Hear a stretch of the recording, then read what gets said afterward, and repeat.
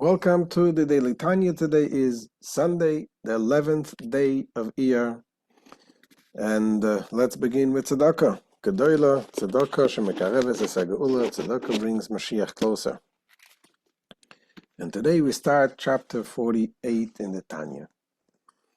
In the last two chapters we discussed about the reciprocal love, that when we think about the great things what Hashem does for us, it is a natural thing that we reciprocate with love.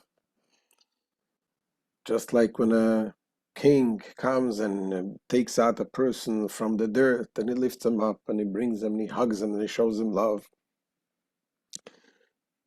the person will feel a reciprocal love.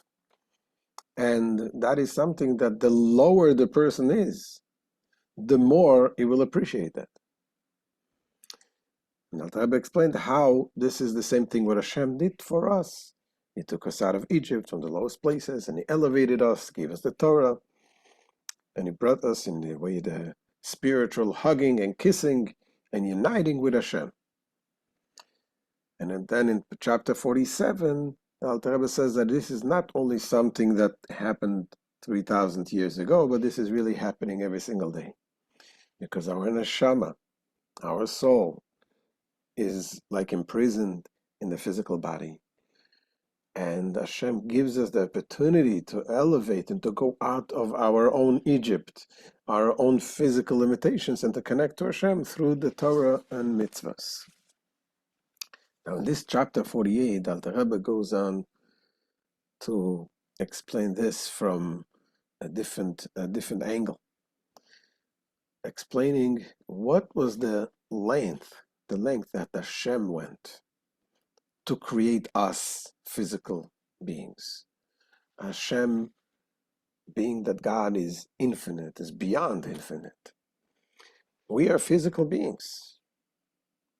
For Hashem to create us as physical beings, Hashem needed to contract in His light. And He explains that there is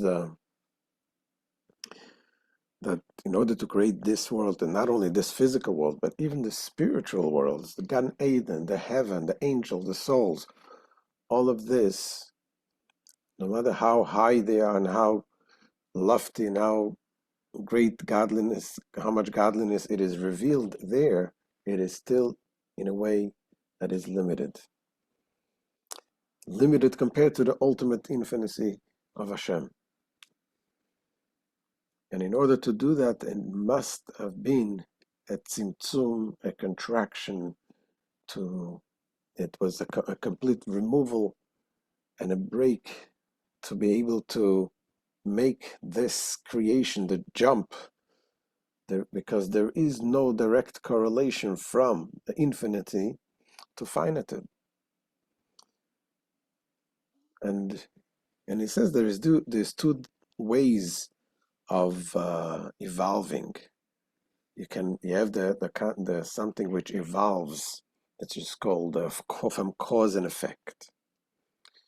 And you can have things evolve from cause and effect, from intellect. It can evolve all the way to have emotions.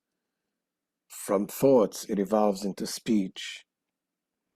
You put in a seed in the ground, it evolves and it grows. It grows wheat. You can make it make a flour, and you bake a cake, and it evolves many different processes. But you always can draw a line from the beginning till the end.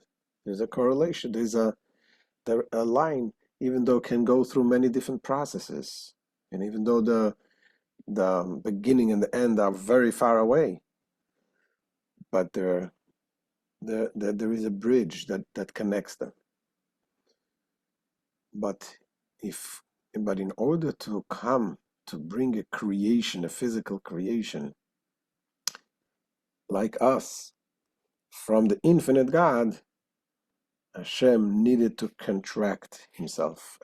Ultimately, the Alter Rebbe is going with this explanation is that when we understand what length, so to speak, God went in order to bring us the ability to connect to Him, then it will help us to come to a conclusion that we also need to go a certain length and contract our desires and so on. But this is going to take in a few lessons.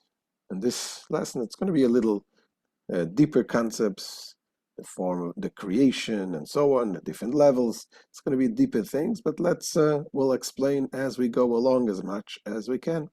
So let's begin. Chapter 48 in Tanya. Says the Alter Rebbe. והנה, כאשר יזבוינן המשכיל בגדולת אין סוף ברוך הוא, כי כשמו יקיינו אין סוף ואין קץ ותכלס כלל, contemplating the greatness of the blessed Ein Sof. Ein Sof means the endless, the light of Hashem. The thinking person will come to the realization that, as his name indicates, and we call it Ein Sof, so is he. There is no end or limit or finitude at all to the light and vitality that diffuse from his simple will.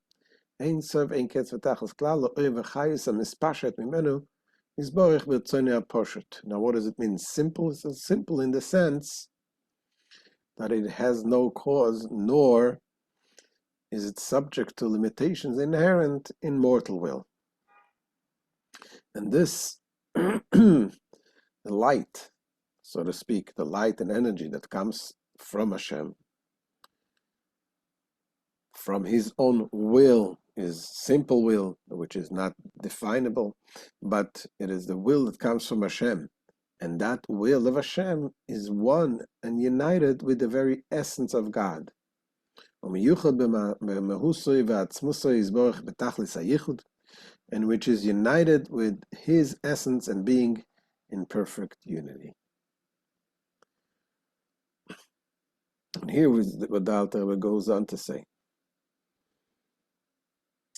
That if the world, if creation would have been without contraction, they wouldn't be able to exist. Because the finite being is completely nullified in the infinite source.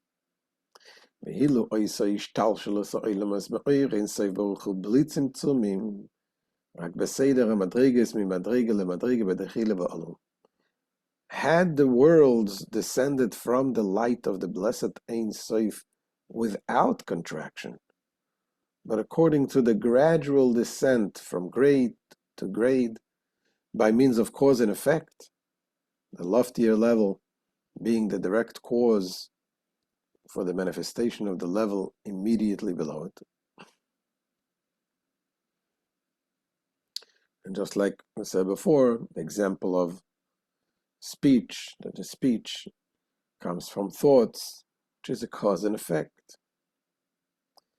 But if that would be the way Hashem would create a world, coming from his light, from the light of Hashem, in a direct way, without tzimtzumim, without the contractions,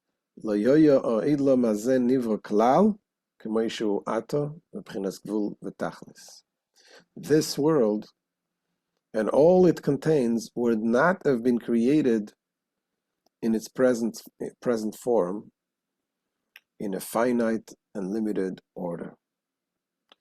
And he says, what does it mean? Where do we see the finite and limited order? So Alter Rebbe brings what the Talmud tells us. From the earth to the firmament is a distance of 500 years. 500 years journey being a finite dimension. Yes, it's a very far, very long distance, but it's a limited distance nevertheless.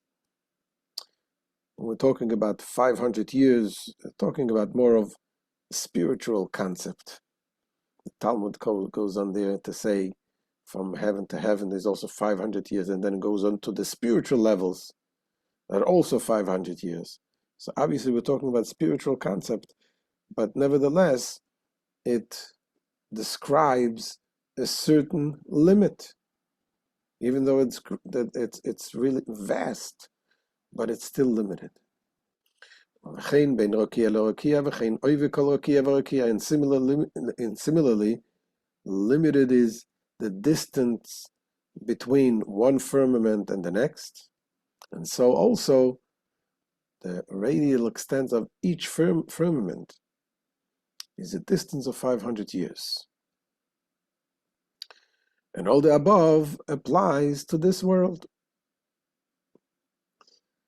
And the Alter Rebbe goes on, but not only in this world do we see limitations, but even the spiritual world, the world to come, the Gan Eden, the heaven, where is the place of the souls of the tzaddikim and the angels.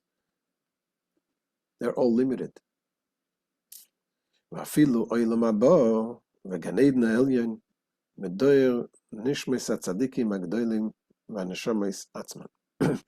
Even the world to come and the higher level of the Gan Eden, the abode of the souls of the great tzaddikim, the righteous people, and the souls themselves. There is the abode of the souls, and there is the souls themselves, which are even on a greater level than the abode of the souls.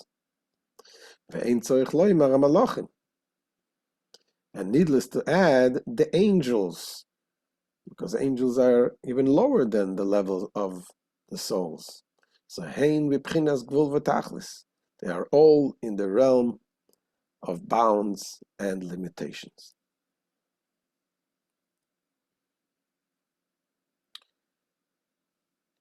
The Rebbe notes that although it was indicated in chapter 39 that souls delight in God, they derive pleasure from and comprehend the infinite Ein Sof light, says the Rebbe, this poses no difficulty. Why?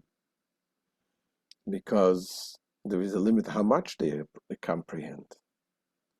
And the souls, the angels, they all comprehend godliness the way that to the level that they're able to comprehend the godliness that shines through the attributes of the intellect, Chachma, Bina, and Das, which is all limited. For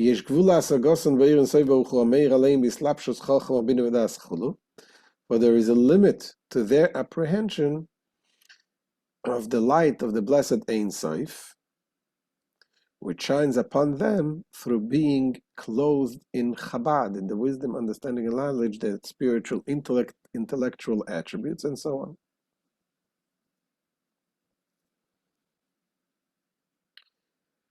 So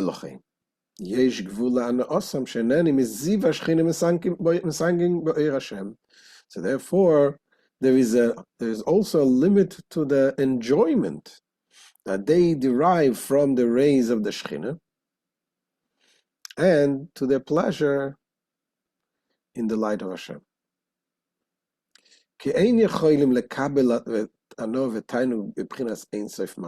Because they are incapable of deriving enjoyment and delight of an infinite order.